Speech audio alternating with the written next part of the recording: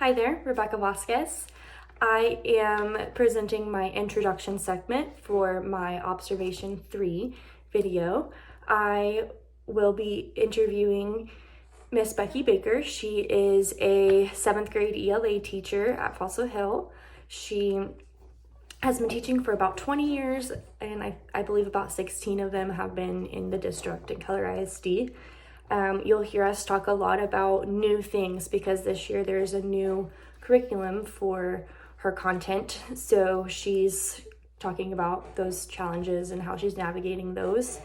So she's a very experienced teacher, yet she is experiencing some new things. And throughout that, some of the competencies that we'll address this activity is competency 3. The beginning principal knows how to collaboratively develop and implement high quality instruction. Specifically, honing in on that high quality instruction and collaborating with teachers so that that new curriculum can be presented in a high quality way.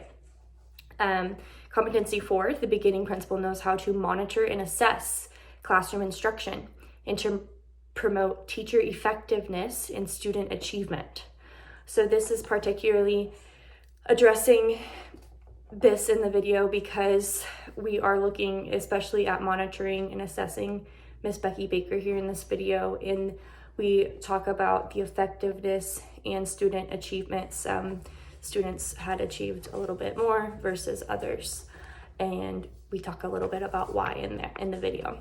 Another competency that this addresses is the beginning principal knows how to provide feedback, coaching, and professional development to staff through evaluation and supervision, knows how to reflect on their own practices, and strives to grow.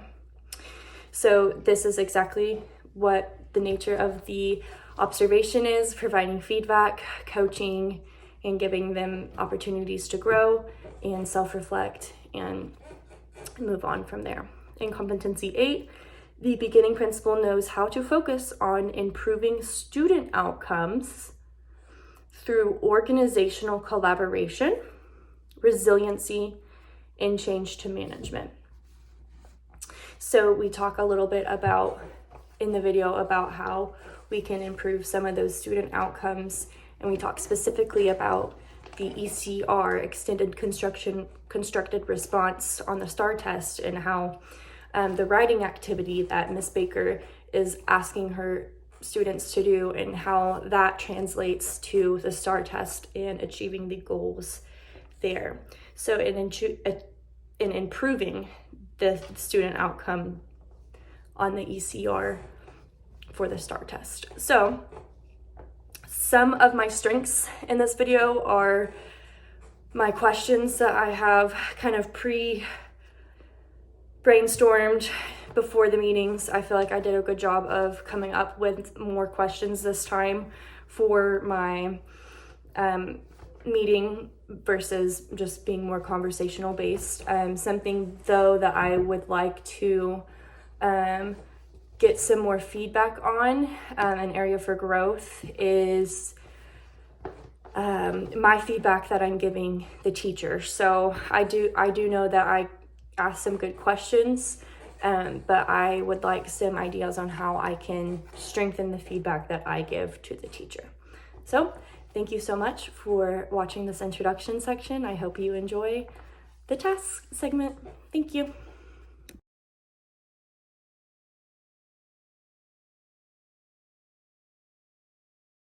Miss Baker, how are you doing today?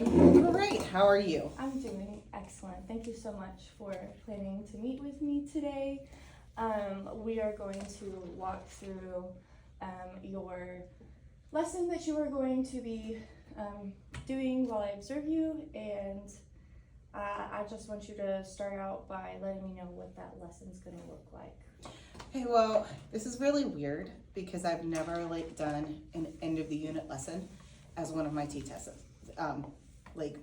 just practices. Usually it's a pretty active lesson where I'm working on teaching a lot, but at the time that you're coming in, it's the end of the unit. So we're working on writing their essay that the unit is over. So the unit is over analyzing a book club book that they have read, and they've had to do a lot of work so far, like on character, narrative structure, and then influence of the setting on the characters. And then they have to write a paper about it. Oh, and whenever I'm going to be in there, are they going to be writing that paper? That's going to be the part, yes. They should have already completed like an outline format, and then they are going to take it and put it into like their, not final, but like second or third draft kind of way, like taking it from an outline and putting it so that it is a little bit clearer and everything flows a little bit better. Awesome, perfect. How do you plan to kind of differentiate for your students based off of like their needs and different things that they need? A lot of what I have already done, that's kind of a lot more that is previously done. So like as we were filling out the outline, the kids that I needed to work with, we had sat down and worked with them. So basically now that the outline is full, then we can, they should be able to take that and transfer that knowledge over. I am doing an 11-minute essay. It's going to be the first time I'm doing this, so you get to see something brand spanking new. I'm not sure exactly how it's going to go. So I believe that it's like they have, let me pull it up real quick. They're going to take their outline and like the first paragraph is introducing it. I'm going to give them 1 minute for that. And then they have about 3 minutes to write like their second paragraph and 3 minutes to write their third. So a lot of it's going to, especially since this is the first time I'm doing it, it's just going to be like observing and moving around the classroom and seeing who is where and what kind of extra time they need to do it. Yeah, okay, so the differentiation will kind of happen as it goes, and as you notice the need, then you'll kind of step in and provide that extra support there. Okay, awesome. That kind of leads into my next question is, what kind of struggles do you anticipate the students having in this writing process as you have them kind of create this essay? The biggest struggle is going to be for me is one, it's going to be early in the day. So I tend to have, I don't really want to call it truancy issues, but I have a lot of kids that miss here and there. So there might be kids that don't have their entire outline filled in, so that's going to take them longer and be harder for them to do that next step of actually writing. And I also have kids that may come in the middle of the lesson and have to get started in the middle of the lesson. So kind of getting them on board and working on that too might be one of the key issues that could happen. Absolutely. I've never had a class like this. Like, been teaching for a long time. Never had a group of kids that just come in when they feel like it. So them not being there misses part of what they're needing to work on for the next part. That was going to be another one of my questions, is how this lesson activates kind of and builds off of previous learning. So are these some kind of specific topic that they've stuck with this entire time throughout this unit, or how are they kind of building off of what they've learned in the past, building up to this paper now? So like I said, we've been talking about all of those different ideas, the idea of characterization and narrative structure and themes, and the influence of the setting on the characters. So throughout the unit, I think we've been working on this for probably about 2 or 3 weeks now. So this is like the culminating. So throughout the unit, we've been focusing on those 3 things specifically, and taking notes and like writing long about those 3 things. So this is going just to be like taking from all of those ideas and putting it into that final step. Got you. I hope that answers your question. I'm not really 100% sure I did, but you definitely did. Okay. So they're building off of things that they have been kind of planning for. And what is there a topic that they got to choose to write about, or did you assign that to them? Walk me through how that kind of went about. The topic goes along with the curriculum. So the curriculum wanted them to write a literary analysis. They had some choice over their book club books. I gave them at the beginning of at the beginning of the unit. So I had them, they were each given a pile of books that they could choose from, and then they picked a first, a second, and a third choice. And they set up a backwards plan to get through their books. I mean, I guess that could be another issue, is some of them did get through their books, some of them did not get through their books. But if we waited till some of them got through their books, then it would be the entire school year before we were able to write the paper. And then I kind of grouped them. I tried to group them the best I could by their first choice. The ones that I couldn't, most of them had their first, actually all of them had their first or their second choice here. It was just, I tried to group them in groups that I feel like they would work well together, but if there was a low reader, that reader was also with some of the higher readers, so that they could discuss those things and put them together. So the heterogeneous grouping there. Yes, as much as possible. Awesome. So have you done that in the past versus the homogeneous grouping? Like, have you found any like ways that the heterogeneous works better than the homogeneous, or vice versa? I think it depends on the kids. Yeah. More than anything else. And like I said, this group that I've had has been pretty fluid, like moving in and moving out.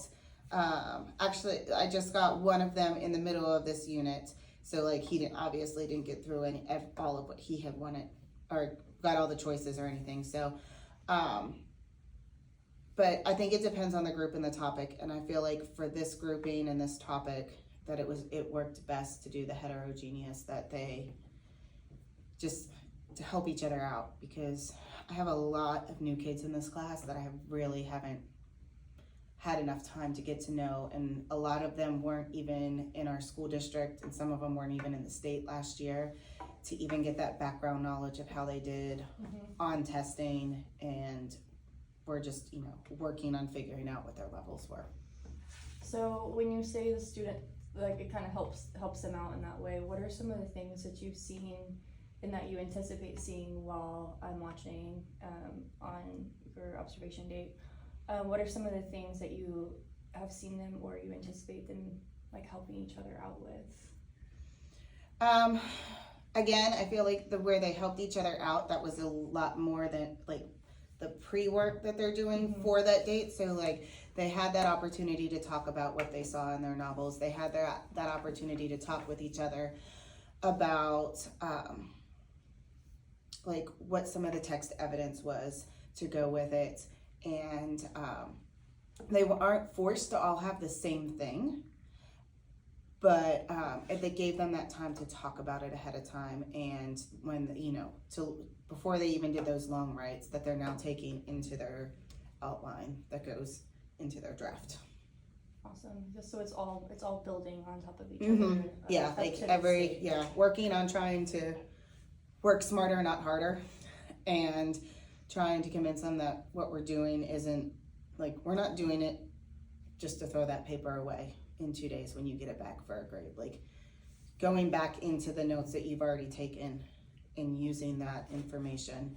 And I think kind of going along with me also teaching the AVID stuff, like they have I can't ever remember what the name of it is, but the curve of forgetting, and the more you go back into your work and reuse it, the more likely you are to remember it and not to forget it. So I think that will help them in the long run too, of remembering what they read about, hopefully, and remembering their stories, so it's a little bit easier to write about, hopefully in the future too.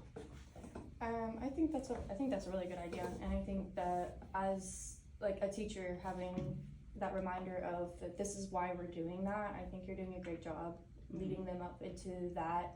So I want to say kudos for that. Thank you. And I'm excited to see how that kind of comes together with their writing. What you said, you talked a little bit about how you were going to have them on a timer. You were going to have them do one part and then another part.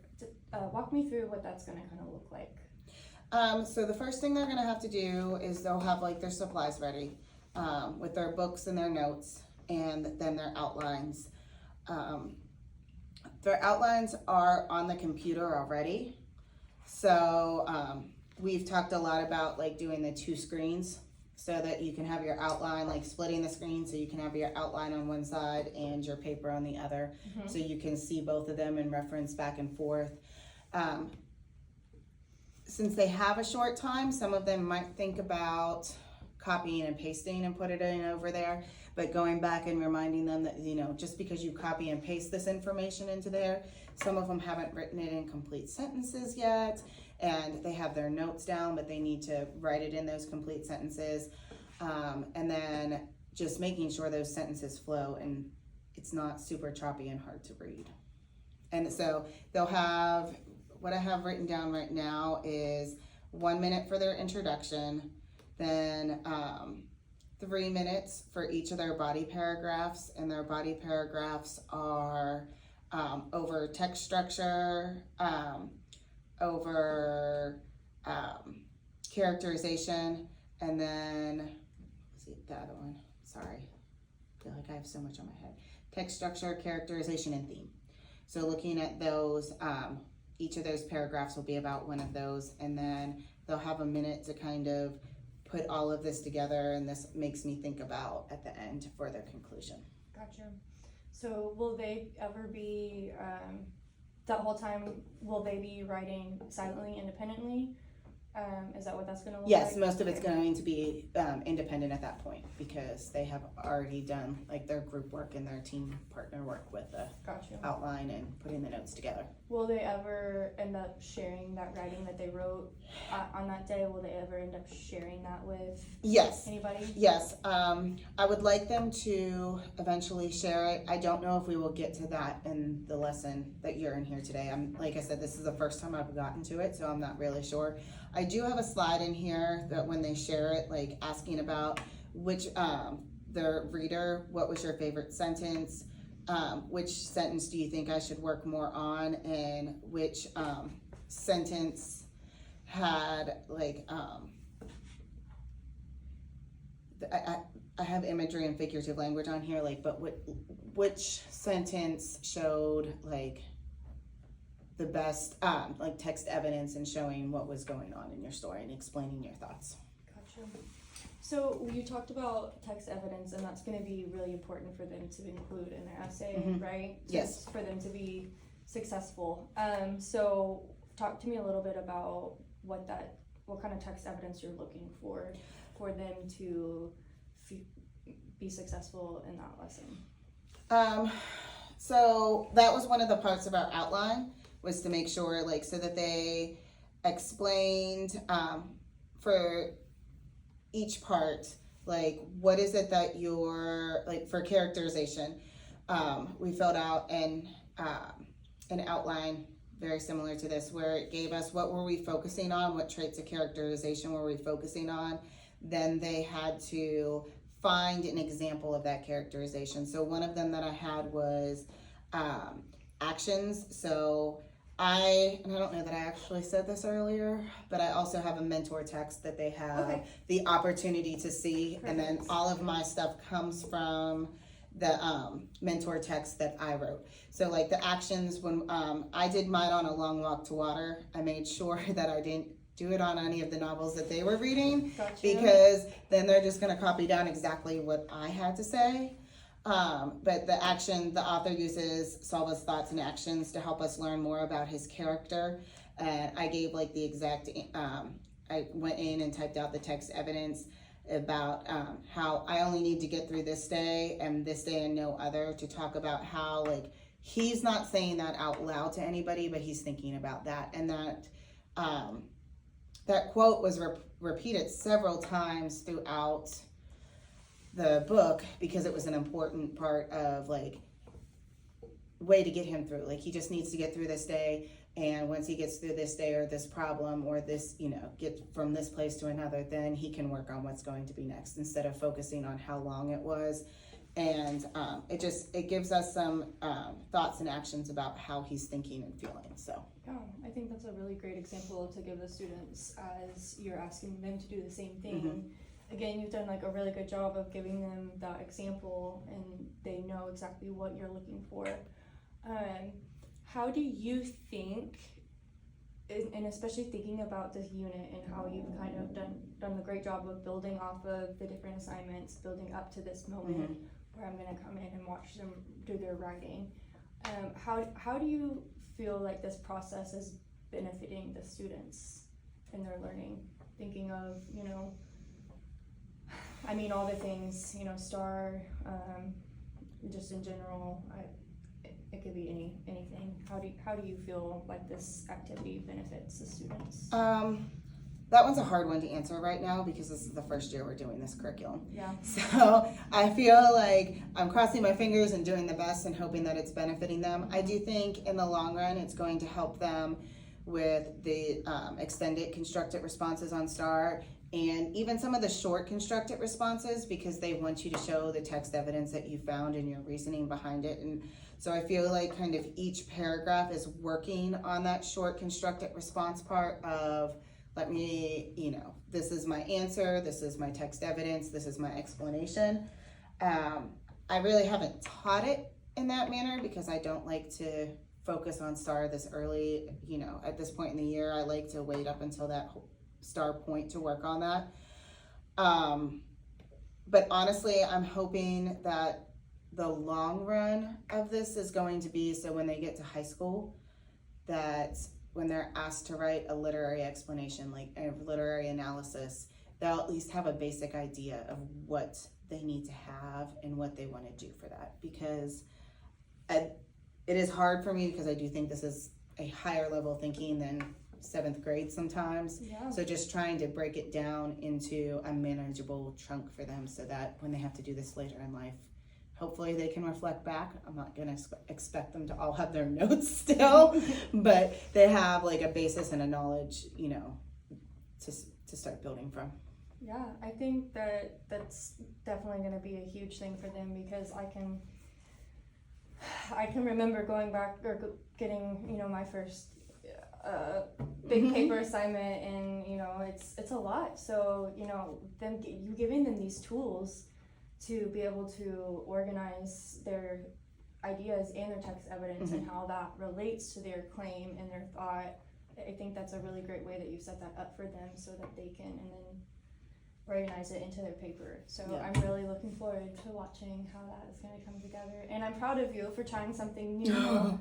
Yeah, it was really hard. Like there was part of me that thought about going ahead into the next unit and doing one of the beginning fun lessons, but it was like to switch everything around was too much. So I don't honestly know what it's going to look like. So we'll just have to wait and see. Well, I'm excited and I think that it's going to be awesome. So.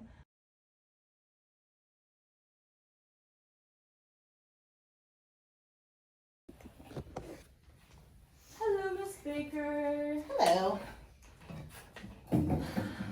Alrighty, so we are meeting today to talk about your lesson that I got to see. Okay. And I loved joining your class, so thank you for welcoming me into your room. You are welcome anytime you want.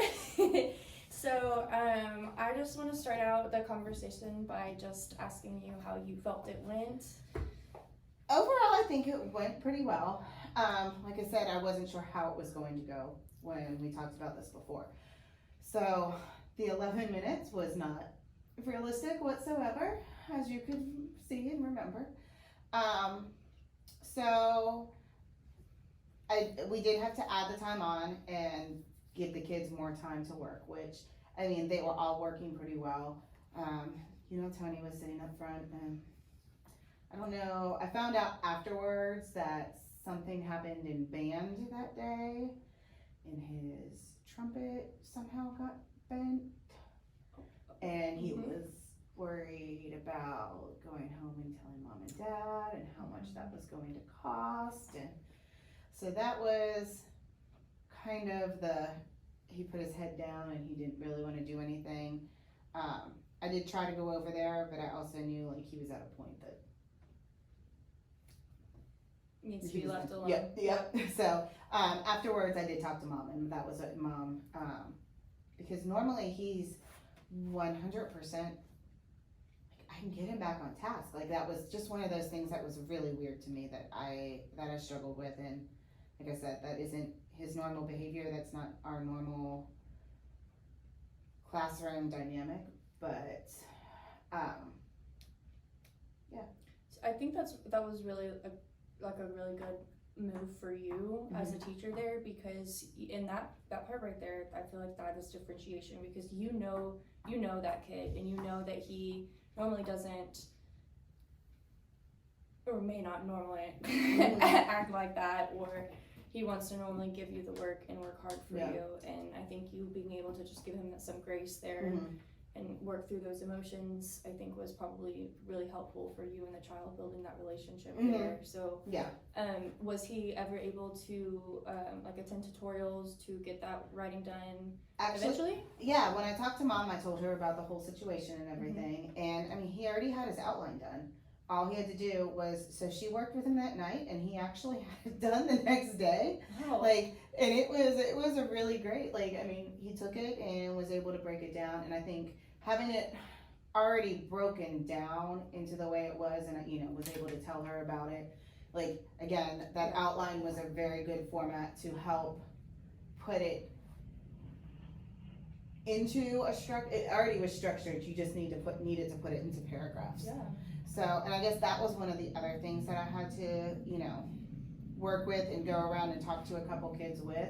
I'm sure you saw that, like, they were trying to take it from that outline format and not, like, they put, like, their topic sentence in, and then right underneath, they like, hit enter and then wanted to put that as a separate.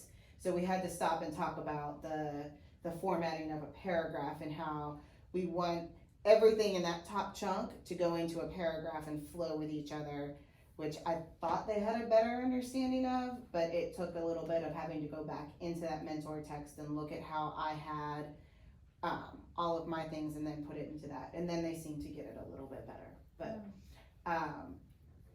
that was just one of those things I wasn't really thinking of. They, you would think by 7th grade they have an idea of what paragraphs should look like and this and that, but that doesn't always happen. So 100%. Yeah, I think that you did a really good job checking in with them and helping them with the organizing, because like you said, they might not have had that in the past, or maybe they did, but then they, COVID and this, that, the other, attendance issues, like you said. So, so I think that what you've been doing with them, with the outline, with the checking in, to helping them get to that organized piece, I think that's really helpful. And I think that also attests to the relationship, again, that you've been building with your students, because they know, I can go ask Miss Baker whatever question I have, if it's specifically about organizing or not, and they know that you're going to be able to be there and help them. So and that was even like, I told you about the attendance. Like, Rihanna had the first 2 parts done, but she didn't have the 3rd part done. So that was one where during that time, instead of her writing her actual paragraph, she was able to go in and work on her outline part. So hopefully she can do her paragraphs on her own. Gotcha. At a later point too. Yeah. So that was something that you were doing really well, was checking in with them. What was something that was a challenge, and how did you address it? You kind of talked a little bit about that one student who was a little bit, having their trumpet their trumpet emotions that day. Was there anything else that you noticed that was challenging that you had, and how did you address that while I was in there? Some of them it was challenging to get them started. I think there are kids who worked really well under that pressure of, you have 3 minutes to do this, and then there are kids that are just like, oh my gosh, I only have 3 minutes to do this, where am I going to start? So I feel like the first little bit there where they thought they were only going to have those 3 minutes to write it was a little bit of a challenge for some of them. But I think once we got going and they saw, okay, she's going to give us 3 minutes to get started and then see where we're at and how much more we need to do. I think that helped them in the long run. Like, it was a sticking point at the beginning, but in the long run they were like, oh, okay. And I think, most of us work better on deadlines. So if I would have given them the whole class period to write a paragraph, they would have waited to the last 5 minutes to write the paragraph too. So Sure. love them, but I think having a deadline is important for anybody, and especially the young people, as we are teaching them these skills, that it doesn't have to take the whole class period. You don't have to work on it for 2 weeks. You can work on it and get your feedback after 3 minutes and grow from there. Yeah. I liked your little check-ins and giving them some tips and giving them compliments and building their confidence as you're giving them their compliments and how they're doing good things, but then you also gave them some tips and ways that they can improve, especially for the next part when you did the timer again. Yeah. So I think you did a really good job with that. How did you get those who were just like totally like blank at the beginning? How did you get them to like get to a point where they could start doing the writing? I think a lot of that happened with the outline, and those that had trouble like starting, I told them just to like work on copying and pasting. Like if they had the full sentences already written, working on copying and pasting those full sentences into a paragraph, and then going back and rereading it and putting those transitions in to make what they already had smoother, so they didn't feel like they were rewriting everything over again. Because I don't know, in the past it has been a struggle. Like it's hard to find that balance of like physical writing with a pencil or a pen and paper and their Chromebooks, because they want their Chromebooks because it's easier, and when they want to go in and change something, it's easier. Yeah. But they don't understand that when they're taking it from their paper and putting it into their Chromebook, they should be revising it and editing it. So I don't know, that's been a kind of personal struggle with me over the past couple of years of working on this, of how much is it in your book and how much is it in your Chromebook, and then just not as soon as they take it from one place into another that, oh, I'm finally done with it. Did that answer that question, or I feel like I went off a little bit? No, I think you did a really good job, because I think that you're totally right with the like having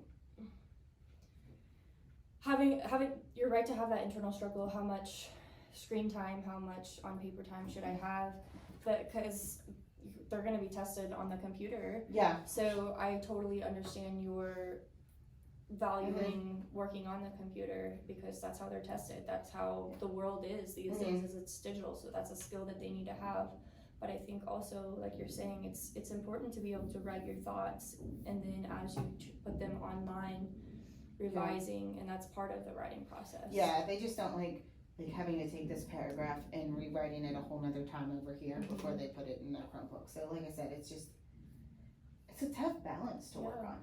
I think, and I know I heard a couple of them like, isn't this just doing the same thing? But I think that you going back and reminding them that it's similar, it's continuing to build off of each other. No, you're not doing the same exact thing each time. It's similar, but it's getting a little bit better. You're revising it a little bit more each time to get to that finished product. Yeah. So I think you're doing a really good job helping them. I'm starting to understand that process even at such a young age, because I know that that writing process is just going to keep getting more rigorous and rigorous as they get older.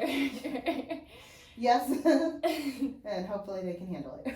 So how did you know that, we talked about a lot of things that were going well. How did you know that the kids were being successful during the time I was in there? How did you know that it was going well for them? That's a tough one. Because I remember there were some that you stopped in, like, visited with a whole bunch, sometimes longer than others, and there's some that like they seem to be kind of just fine, you know, on their own, and they seem to just kind of be doing their own thing. So how did you kind of know that like some people needed help versus some people didn't? I think that was a part of the outline too that helped out. Like some people had their outline completely done, and those were the people who could probably do a little bit more of the typing. But like I said, there were other ones that, you know, have missed days or come in late, and so it wasn't completely filled out. So those were the ones that I tended to spend a little bit more time with. So like, they might have had the basic idea of what they wanted, but there was a couple times where I had to go and tell them, okay, I need you to open your book now and find that text evidence. Luckily, most of the books they read, I'm kind of familiar with, so if they were having struggles, I could kind of find a chapter and be like, looking here for it. But that's probably where most of it was just they were missing part of their outline that wasn't 100% complete, and they just needed that extra time to go in and finish that along with everything else. Was that the case with that one that came in it was probably like 15 minutes or so after you had kind of gotten started with that? Yeah. That one student? Yes, because he just ended up was working on the outline because he's missed so much time. Okay. I'm lucky if I see him 1 class period a week out of the 10 that he's with me. So just the ability to get him to have that basic set down. And I guess that would be some differentiation, because in the long run, I feel like if he can get this outline filled out, he'll eventually be able to write a paper. Yeah. So his grade came more based on the outline than it did on actually writing the paper, because if I wanted to fight that battle, he would never get started in the next unit. So yeah, I think that's also another really a testament to the relationship you're building with your students, is that you'll meet them where they're at when they can get here, and and which I know that has to be frustrating to plan things for the students and then them not be there, and then kind of you're in charge of kind of making sure they get caught up and stuff. And I think, giving them the grace of, okay, I'll take your outline instead of the essay that we're working on today. I think that's an amazing piece of differentiation right there, because you're meeting him where he's at and what he can do at the moment when he's been here. Yeah. So I mean, they're middle schoolers. Like, as much as we want to treat them like adults, they still rely on their parents to get them up, their parents to get them to school. And if they don't have someone to get them up or get them to school, then we have to do the best we can with them. yeah, that's all we can do, is the best we can. And love them and feed them. Love them, feed them, and count them. Make sure they're here. Yep. I definitely, I think you're doing a great job with that. We talked a lot about good things and bad things that were happening. Well, not necessarily bad things, but challenges that you overcame, which I think you did a great job overcoming challenges. I want you to think about, like, based on what you're learning about yourself as a teacher, during this lesson, during this whole process. I know you've talked about the outline a lot being a huge, like, resource for these students, especially in this 11-minute essay that I got to see. Based on, like, what you're learning about yourself, what might you commit to applying to next time you do this lesson? Or even next time you do any kind of writing process similar to this? I think what I need to work on is at the end of, I'm pretty sure, like I said, this curriculum's new. So, I mean, it's working on right now, trying to get through one unit before I know everything that we're doing in the next unit. But our next unit also has a paper at the end of it. And I think I need to work on, like, this one was very structured and everything that they needed to have, and figuring out a way to start letting go of some of that. Like, they need that structure, but really when it comes down to it, like when they have to write an extended response and STAR, they're not going to have my structure piece there. So giving them the guidance on how to set this up, but giving them the autonomy to be able to do it on their own. Does that make sense? Like, and hopefully, like, my goal is to build their confidence that they can do it, but they need to start having less structure and being able to do it more on their own. I definitely agree with that, because it's great to give them structure, and you definitely gave it like very structured, exactly what they need to include in each paragraph. How do you think we kind of loosen the reins to kind of give, kind of like what you're saying, to get them ready for STAR and the ECRs? Like how do you think we go about kind of loosening the reins and letting go of so much of the structure and giving them more choices? How do you? So hard. I know. I don't like to let go of the reins. I don't like to be in control of what they're doing. But I think maybe shifting from just that actual outline to more of a checklist. Okay. And as they get more used to it, and even like looking at what is your rubric that you're going to have, and maybe next time give them a little bit more of a checklist. Like paragraph 1, you need to have this, this, and this. Okay. And they can check it off. In paragraph 2, you need to have this, this, and this. And then moving on from that point to, okay, here's what the rubric looks like. What do you think you need in paragraph 1, 2, and 3? And even if we work on building those checklists and looking at those rubrics as a class, just so they get used to understanding what they need and using the checklist. Because I do believe the STAR examples say you need to have this, you need to have this, you need to have this. Like when they actually write out the ECRs, like you need to have a claim, you need to have text evidence, so they can learn to kind of check those things off too.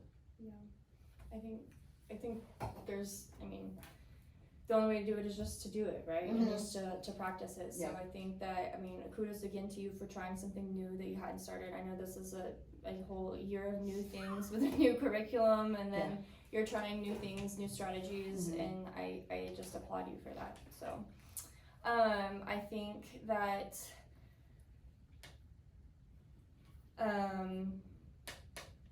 something else to keep in mind,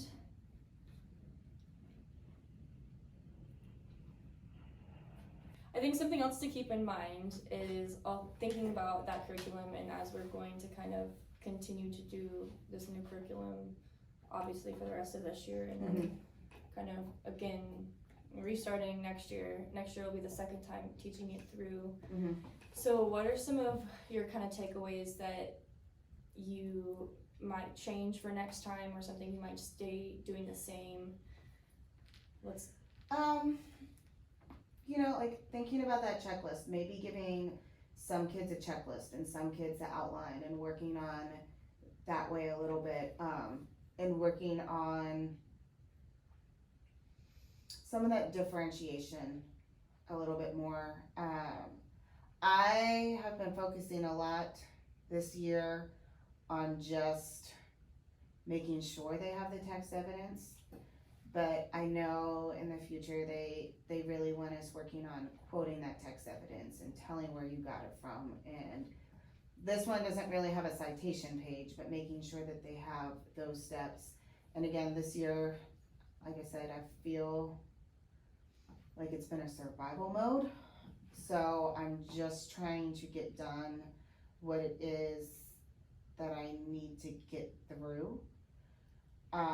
But I'm really hoping that next year I'm able to put a little bit more of like my curve into it. I think having that basis of knowledge and being able to go back through and say, oh, this is what we did last year, and this is what went well and what didn't. Unfortunately, that's one of the struggles I just have in general, because I only have this one ELA class. So like in the past where I've had 2 or 3 ELA classes, you know, you can make those adjustments throughout the day. Where sometimes now I don't feel like I know where I went wrong until we're 2 or 3 days down the road. So I feel like just next year being able to have a clearer understanding, hopefully, of what the final product needs to and wants to look like, Yeah. I'll be able to have that clearer way of structuring my lessons and my days. I also feel like this year, with two of us who are used to working with each other and our third person in our team that is newer and just is trying to find their way in our path and where they can meet in our path, and what to do to be successful. And I feel like that will be better too, because I think that all three of us will be able to go back over these lessons next year and say, hey, oh, I remember this now, this worked well and this didn't, and we can kind of like feed off each other and have a little bit better of an understanding. And I'm hoping that next year our curriculum documents have a little bit more information in it, because unfortunately with some of the things I've seen too, like being in the ladder program that's taken me to different schools, like I've seen some of these same similar lessons being taught, or what I think are these same similar lessons, but their setup isn't the same as what we were thinking was the setup. And I'm hoping that through feedback forms and everything else that they're able to just work on aligning things better and making everything a little clearer. Yeah, I definitely think that through the feedback that y'all have given throughout this year, I think that it's definitely going to be a lot smoother. Y'all have done a really good job of being like, hey, that doesn't make sense in the docs. And then letting them know that, and the curriculum writers know that, how to help. So I definitely appreciate you guys and everybody being patient and working through that, because I know that that's challenging. Mm-hmm.